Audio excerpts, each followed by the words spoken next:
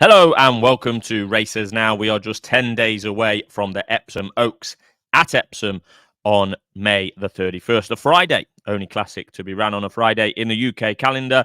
And as usual, there is a 2-1 betting favourite for Aidan O'Brien and two other horses at single figures in the market as we speak. So pretty similar to the Derby, very much a different way that we got here. But yeah, 2-1 favourite, trained by Aidan O'Brien, like the Derby, with a couple of other horses also in at single figures. Then after that, it's pretty much any price you like.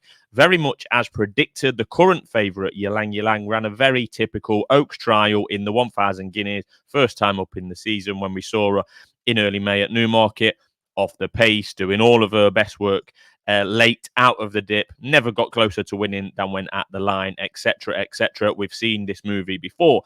All roads lead to the Oaks for that one. She's by Frankel this year, Ylang Ylang, a Group 1 winner over a mile as a juvenile, an Oaks type through and through, you could say. And that's very much how she performed and how she ran and how she was trained, really, for the Guineas. Ylang Ylang is the rightful favourite at this stage, do not get me wrong, but is she that exciting? Not necessarily for me. I kind of said that before the Guineas as well, to be fair. I mean, even Aidan O'Brien has admitted that she wouldn't get anywhere near Opera Singer on talent, or if Ryan Moore had a choice between Opera Singer and Ylang Ylang in the same race, then he would be choosing Opera Singer. But Opera Singer isn't coming here. She's been injured at the early part of the season, and she's going to go and start her season in the Irish 1,000 Guineas, actually a week before the Oaks, believe it or not.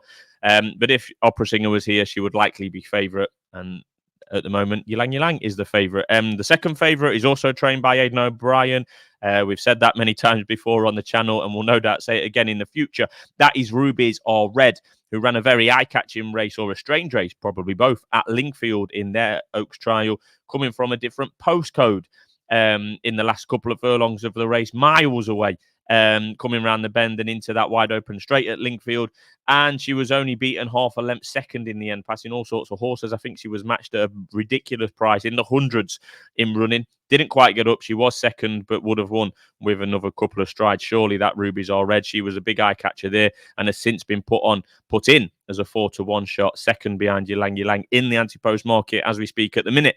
This Rubies Are Red is a full sister to Found, who got better with age and better with racing, actually. And Rubies Are Red has already had 2 starts to her name this year. She will certainly stay, but will have to take her very much a leap forward again to get anywhere near her stablemate Ylang Ylang. She's £13 behind Ylang Ylang on the most recent outings on Racing Post ratings at the moment. So she's never actually got an RPR of over 100 yet, Rubies Are Red. So not the best of trials in quality, according to those guys on the RPRs. She's pretty certain to turn up at Epsom, I think, Rubies Are Red. She's pretty certain to stay.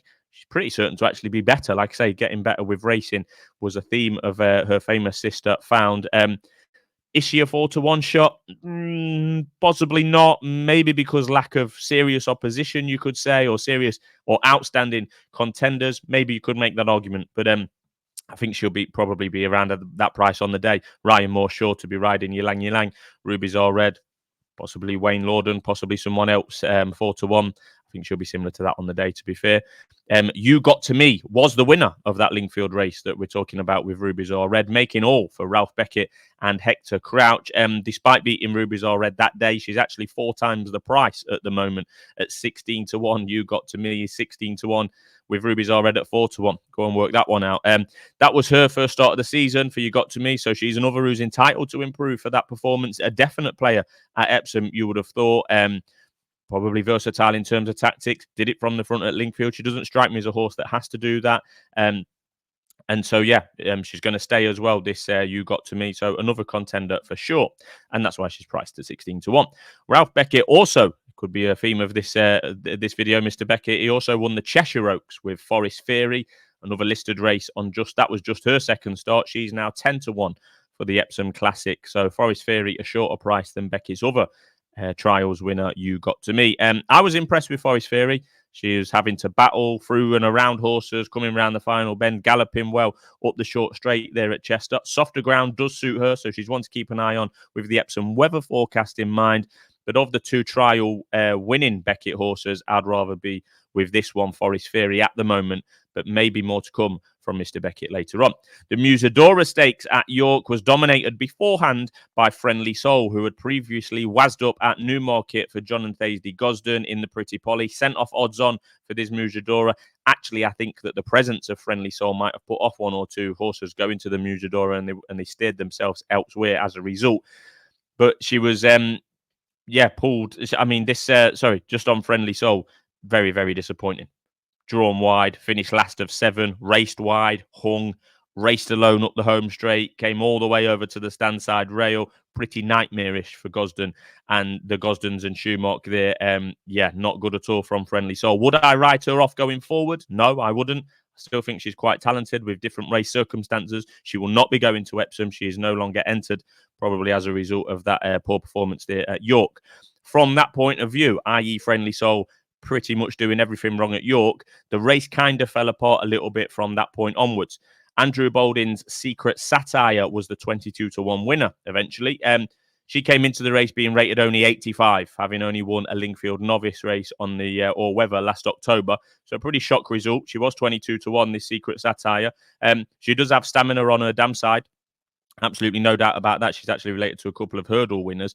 But you would have to have big question marks about the stamina on her father's side and going a mile and a half at Epsom. She is by Sprinter advertised, out and out sprinter. And this Secret Satire did pull quite strongly early on at York. You can't be doing that at Epsom, particularly as they go uphill for the first half a mile at Epsom. You definitely can't be doing that.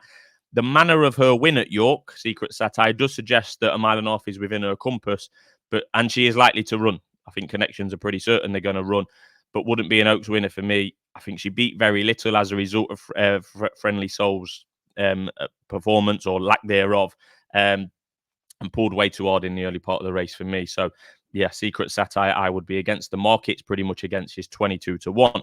One to note that I did like in the Musidora, and we're back to that man, Ralph Beckett, again. Another one of his filly, and this time Classical Song. Finished third there on the day in the Musidora.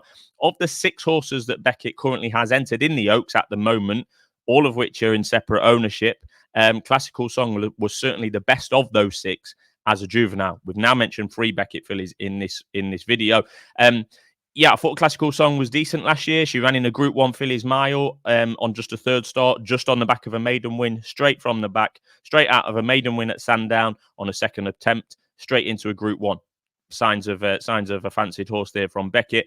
And if you watch this Musidora back, Ross Orion, who rode Classical Song, went off about 92, I think second favourite on the day. Friendly Soul was odds on. Ross Orion actually followed Friendly Soul towards the centre of the track at York up the straight. You can't blame him for doing that. Friendly Soul was 8-11. I think Ryan Moore did similar on his horse Mayfair. But as Friendly Soul fell away, Ross Orion then had to switch back towards the centre or towards the main pack and was racing somewhat alone.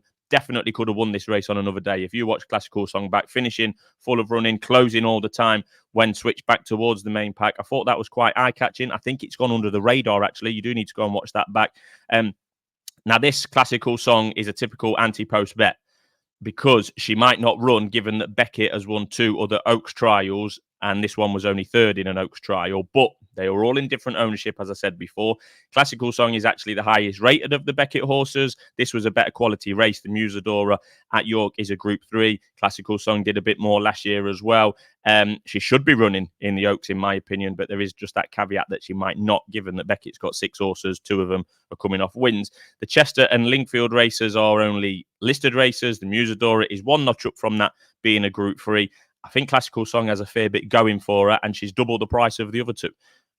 You've got Forest Fairies in there at 10. You Got To Me's in there at 16. Classical Song, who I think is better than those other 2 on what we've seen so far, she's in there at 33-1. I think there is some upside to her, given that the way that race panned out at York, given how she was finishing. I thought it was pretty eye-catching, and she has gone under the radar to this point. That's why she's 33-1. I'm advising Classical Song each way for the Oaks as we stand at the moment. We'll finish with a quick word on Dermot Weld's filly. This is called Ezelaya. She won the Group 3 Salsa Stakes in Ireland last month, getting the better of the in-form Purple Lily in the process. Impeccably bred, as you would expect for an Aga Khan horse, and a big player if coming over this Ezelaya. But Is she going to come over? Can we rely on Dermot Weld to send any horses at all over for the Oaks? Not sure. She's probably one for the Irish Oaks at the end of July. So it is pretty open at this stage. Ylang Ylang, the solid, if not that exciting favourite. Stablemate Ruby's Red with the possible improvement, but she'll need it. And some bigger price trials winner, chiefly from the Ralph Beckett yard, and Andrew Balding with a questionable stayer to add into the mix. But fingers crossed for my 33-1 each way selection classical song. If she turns up, I think she will. She should be. I think she will be a pretty big player, and 33-1 is too big. As always, we'll be back with more here on Racers Now. Looking forward to all the anti-post races throughout the flat season. So thanks for tuning in.